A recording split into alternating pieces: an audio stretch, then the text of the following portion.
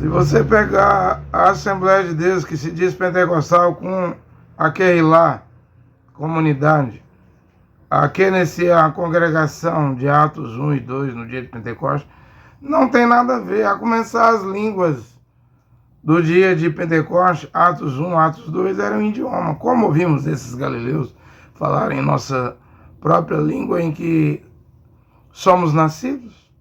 Idioma. Oh, mas tem o dom de língua estranha. Na Bíblia, tem. 1 Coríntios 12 fala disso. Mas Coríntios 14, 37 diz que se um irmão fala em língua, na congregação faça isso por 2, quando muito 3, no máximo 3, haja intérprete. Não havendo intérprete, esteja calados na assembleia, na congregação. Então esse dom da Assembleia de Deus aí, que diz ser evidência do batismo do Espírito Santo, e Atos 2 era idioma, mas o da Assembleia é línguas estranhas, né? Se os pastores da Assembleia de Deus fossem de Deus, ao invés de mandar o povo falar em língua, fala em língua, agora rodopia igual um peão, roda, roda, roda, pula, grita, berra. Isso não é Pentecoste, gente. Se eles fossem de Deus, eles leriam as Escrituras, fundamento dos apóstolos, onde Paulo colocou a coisa em ordem. Faça isso por 2, no máximo 3. Você tem um encontro do Gideão, 10 mil, 20 mil pessoas falando língua estranha. Não fere a Bíblia, não. O que se diz pentecostal. Mas não é o verdadeiro Pentecoste. Não é o verdadeiro pentecostal. O verdadeiro pentecostal é aquele lá. É os Yehudim, os judeus. Kefas, Pedro, Iacov, Tiago, Ronan, João, Shaul, Paulo. E colocou a coisa em ordem. 2 devem falar língua estranha no culto, no máximo 3 na reunião, né? Não havendo intérprete, os 3 ficam calados.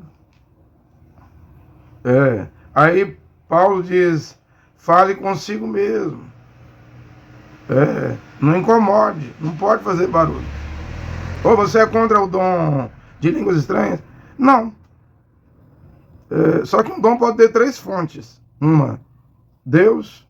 2, o diabo, porque qual dom que o diabo não pode imitar? 3, a carne, ou seja, língua mecânica, né? A mulher imitando, o homem imitando, falando na carne. E o diabo pode imitar qualquer dom. A única coisa que o diabo não se firma é na palavra.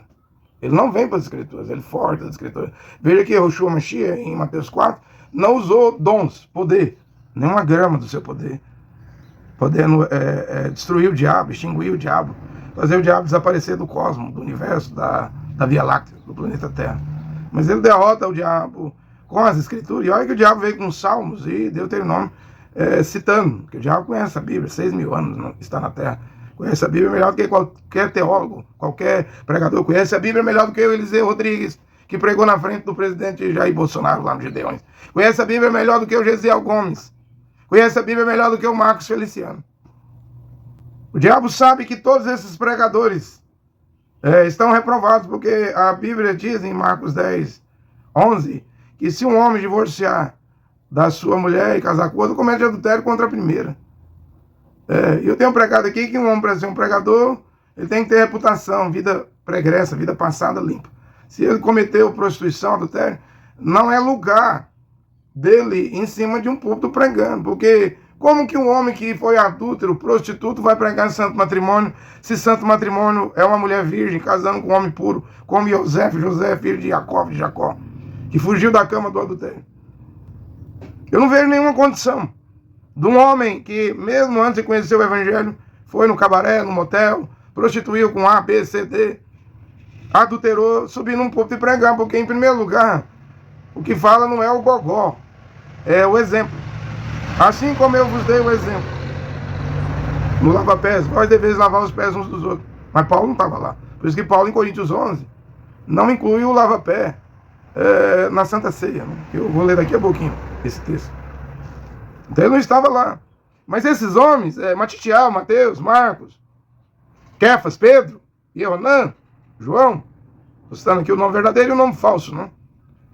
Esses homens, eles não eram adúlteros, não. Na lei de Moisés, os adúlteros morriam apedrejados. Os homens que Yehoshua, Mashiach, o filho do Criador, chamou para o apostolado, os 12 apóstolos, eram homens de vida pregressa limpa, reputação limpa.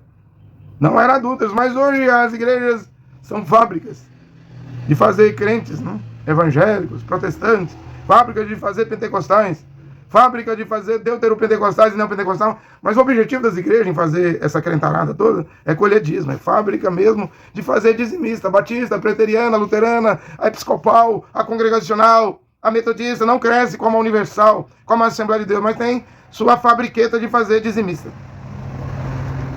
Esse é o plano das igrejas, dos pastores, dos líderes, fazer dizimistas. É coisa que os 12 apóstolos e Paulo, o 12º é Matias. A Bíblia, o livro de Atos, reconhece ele. Mas Paulo é para os gentios.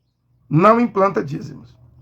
Tem só um capítulo aí nas 14 cartas de Paulo, e é os hebreus, não é os gentios, não é o Brasil, não é os Estados Unidos, não é a Inglaterra, não é a Alemanha. É carta aos hebreus.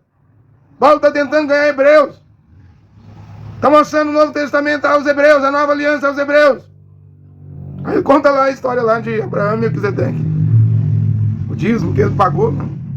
Da vitória lá, do resgate de Ló, da libertação lá, de Ló, sua família lá. Deram a Abraão, que não era de Abraão, e ele deu o dízimo, pegou só o dízimo, 10%, 90% ele largou, né? Pagou a Melquisedeque, né? O que não era dele. Foi os despojos da vitória, né? Depois diz a Bíblia que Levi pagou dízimo nos lombos de Abraão. Hebreu. Levi, hebreu. Abraão, seu avô, hebreu. Levi, filho de Jacó. Então Abraão era o quê? O avô era Isaac. Abraão era o bisavô, né? E aí diz que os levitas estabelecem dízimo. Na carta aos hebreus. Não tem isso em Éfeso, na Turquia. Não tem isso em Roma, na Europa, em Corinto, na Grécia. Não tem isso em Tessalônica, Colossos, Filipos. Ele não fala de dízimo, só fala aos hebreus. Não dá para entender isso. Aí vem o Malafaia, vem essa pastorama todinha dizer que o dízimo é obrigatório. Eu vou explicar por que eles estão pregando aí que você não pode ser desigrejado. E precisa de uma igreja para participar do corpo. Mas não é do corpo do Mashiach, porque eles nem crêem no nome Yehoshua Mashiach. Eles nem crêem que o nome é Yehoshua Mashiach, que a salvação vem dos Yehudim. João 4:22, a salvação vem dos judeus. Estão pregando Jesus. Que quer dizer suíno, porco no latim. E com a herança hereditária da igreja romana, que acho que no Concílio de Trento, né, no ano 500 e pouco, instituiu o dízimo. Instituiu a primícia para o sacerdote, para o padre. Até hoje a igreja católica tem a pastoral dos dízimos.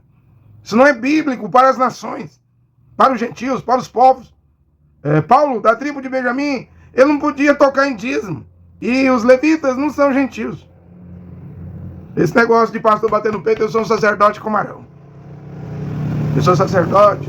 Eu sei o que o William Branham pregou. O William Branham chamava ministro de sacerdote. Eu não chamo. Eu chamo da maneira que Paulo chamava. Colaborador. Era assim que Paulo chamava os obreiros. Não posso chamar de sacerdote. Sacerdócio é com Israel, os Cohen. Era uma tribo inteira. 11 tribos receberam terra. Os levitas não receberam nenhuma porção de terra, porque eles tinham que cuidar da adoração, do tabernáculo, dos sacrifícios. E Deus disse, Jeová diz, a minha porção eu vos dou, os dízimos pertence a mim, darei a vocês. Então trazei os dízimos à casa.